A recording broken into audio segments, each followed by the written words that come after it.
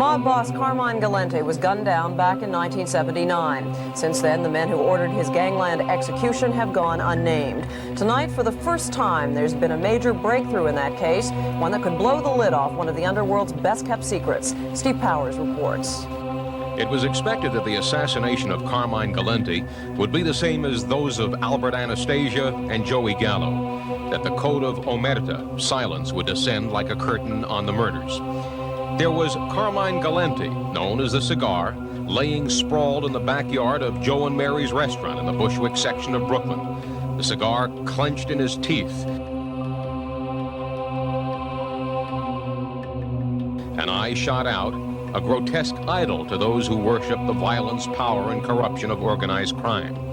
Gallanteho was 69 years old, the Don of the Bonanno family, who said he was going to step down from power, when three assassins, using machine guns and a .45, killed him and two other people as they lunched on salad, fruit, bread, and a jug of wine. Mysteriously, two of Gallante's bodyguards, Baldassare Amato and Cesar Bonaventre, were uninjured and walked away unscratched. Now, that was on July 12th, 1979, and since then, the name of the plotters of the murder has been unspoken in public.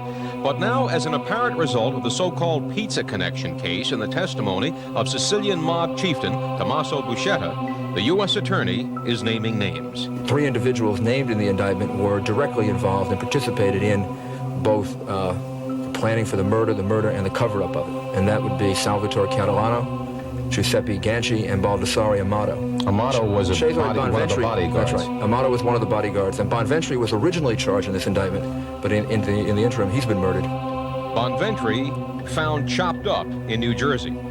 So why was Gallanteho hit? Well, new charges also claim that Salvatore Catalano, one of the plotters, was promoted to street boss for the Bonanno family right after the assassination. Catalano took over the area of the Bonanno family's business that had always been Galantes' preserve, and that is the drug business. He moved up and took over the role of being in charge of or boss of the Sicilian faction within the family, which was the faction that was bringing huge amounts of heroin into the United States. You don't know who actually hit him, though, the actual hitman?